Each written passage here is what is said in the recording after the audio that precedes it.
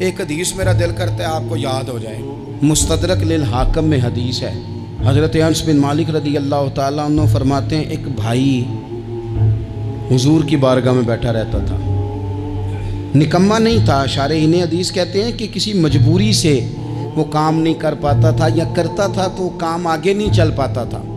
ذہنی صلاحیت ہی شاید زیادہ نہیں تھی۔ یہ حدیث مشکات میں بھی موجود ہے، مستدرک للحاکم میں بھی موجود ہے۔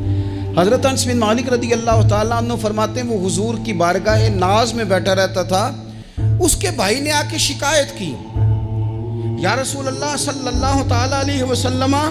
یہ کوئی کام ہی نہیں کرتا، کوئی محنت نہیں کرتا، کوئی جدوجہد نہیں کرتا، آگے نہیں بڑھتا، مجھے اس کی ضروریات کی کفالت کرنی پڑتی ہے، مجھے جدوجہد کرنی پڑتی ہے، مجھے اس کے معاملات کا خیال رکھنا پڑتا ہے، آپ اسے سمجھائیں۔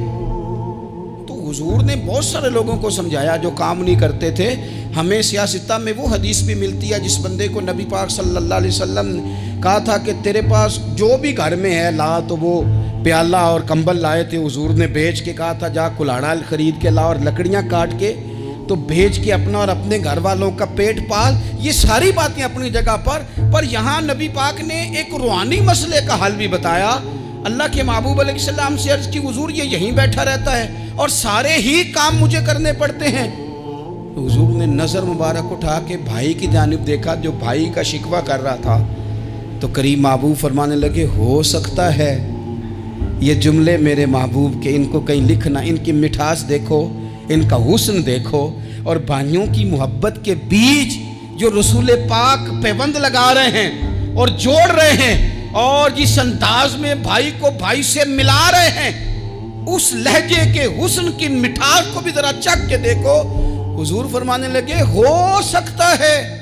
رب تمہیں جو رزق دے رہا ہے وہ اسی بھائی کی وجہ سے دے رہا ہے۔ بھائی پائیاں دے ویری ہوندے تے بھائی ہی پائیاں دیاں باواں، او بھائی ہو سکتا ہے اس کی وجہ سے تجھے مل رہا ہو، اس کی وجہ سے۔ وہ دروازے نہ بند کریں جن دروازوں کی برکت سے روزی آتی ہے، کبھی بھی وہ کام نہ کریں جن کاموں کی اگر آپ کو کل تک برکت تھی،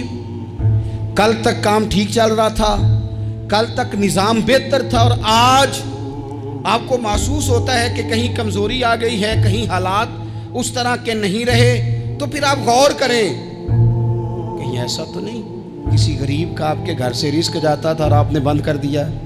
کسی کی مدد ہوتی تھی آپ نے بند کر دی، کسی کے ساتھ شفقت ہوتی تھی آپ نے بند کر دی، کوئی شخص آپ کی وجہ سے تسلی میں تھا اور پھر آپ نے اسے تکلیف میں ڈال دیا۔